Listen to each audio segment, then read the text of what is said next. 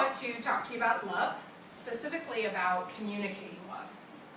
When people first get married, they oftentimes get together with friends and family and they make this huge public display. And they make vows to each other, and those vows are something along the lines of the commitment that they're going to make to each other and how they're going to show each other that they love each other for the rest of their lives. And then the first year of marriage happens. And a lot of people say that that first year of marriage is the roughest year. I also think it's the roughest year. I think it's the roughest year because those two people are trying to make good on the vows that they made to each other, and they don't know how to communicate love. So a lot of trial and error is happening at that point. So there's a psychologist by the name of Maslow, and he created something called a hierarchy of needs. And in the hierarchy of needs, Maslow says where love falls into that. He starts at the very bottom, if you can visualize a pyramid. And at the very bottom, he talks about things like safety and air. And then he moves to the next stage, and he says that people, safety actually comes in the next stage. So he starts at the very bottom, and he says you need air and food, and then he goes on to a level of safety, and then he goes on to a level of love and belonging. And once you reach that level of love and belonging, you can then move on to a level of showing respect for others and people showing respect for you. You're starting to find out a little bit more about yourself until you reach the final and fifth level, where it's called self-actualization. Now you know who you are, and you're ready to go out in life and be your very best self. But Maslow says in order to get to that place, you need to have love in your life to be your best self. So what if I told you that I could provide you with a tool that could show you how to show love to people in your life effectively? Sometimes we try to show love, but we don't actually know how to do it in a way that people can receive it. So there's a man by the name of Dr. Gary Chapman. Dr. Gary Chapman wrote what's called the 5 love languages.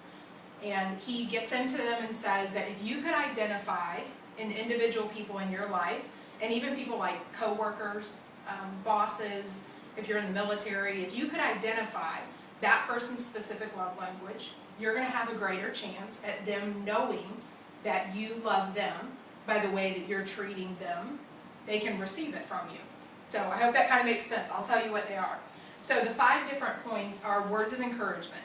So maybe a good job, showing praise to kids, again, family, saying to my husband, way to bring in the dough today, way to be a good dad, those kind of things. So uplifting, encouraging words. So that's the first one.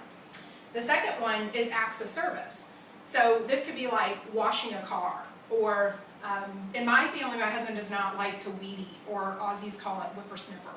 And so that was an act of service for me, is he actually did it. So my yard looks groomed, which is awesome. It could be spending time with somebody, and quality time. So maybe watching a movie together or going on a walk together. The fourth one could be gifts. So you immediately want to think that sounds really expensive to talk about gifts. But it could be, that you set a budget and you talk about something nice you want to buy for them. Or gifts could actually be something free.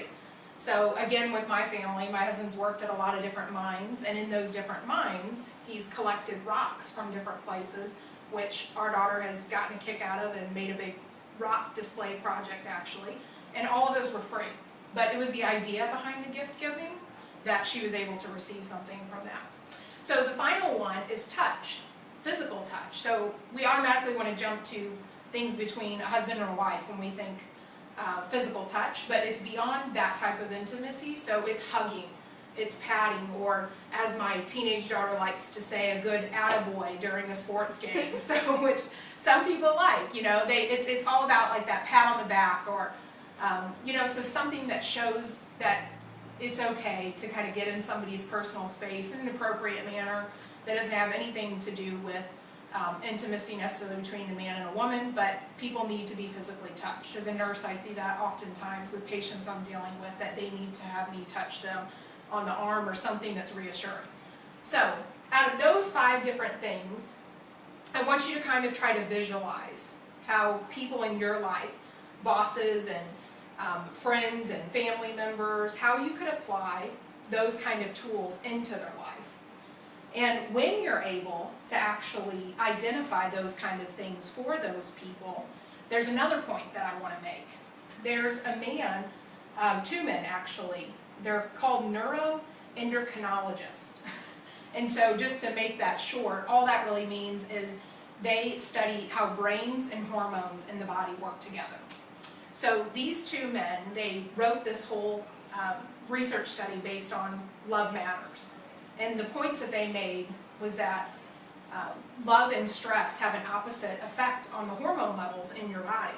So by people actually receiving love in their body, their hormone levels are now regulated in a way that actually promotes health for their body. So it can reduce stress in their body, it can boost their immune system, which helps fight off diseases and sickness and other things that we don't need into our bodies. So that's a big benefit. And then it also goes into this place of personal growth and development for them when people have love. So kind of looking back again at Maslow, and Maslow saying you need love, and these guys are also saying you need love to be able to go and move to your best personal self in life. So I want to conclude and leave you with this. We've identified that people need love, and that's often not something worth arguing. I don't have to persuade you to say that people need love, but what I do want to encourage you to do, though, is to think about how you're loving people. Are you loving people effectively? Are you sure they're receiving it? Sometimes when we try to show love to people, we're actually showing it in the way we want to receive it, and it may not be in the way they can receive it. So that's what I challenge you with, is that you would actually go to this website that Dr. Gary Chapman's created. You can look at the website, take a love languages challenge test. It'll show you what your own love language is, and it'll help give you questions to maybe identify and target kind of for what other people, what their love language is. The very last thing that I want to leave you with is from 1 Corinthians 13, a book from the Bible. Some people call it the love chapter. And in that chapter, just to summarize it, it says that we can do all of these things to show love to each other, but if we try to do all of these actions in our life, but we don't actually encompass it all in love, and it's not received from that person in love, we sound like a clanging cymbal or a gong. In other words, it's not received. So we know we want to show love. I just want you to think about how you're showing love. Thank you.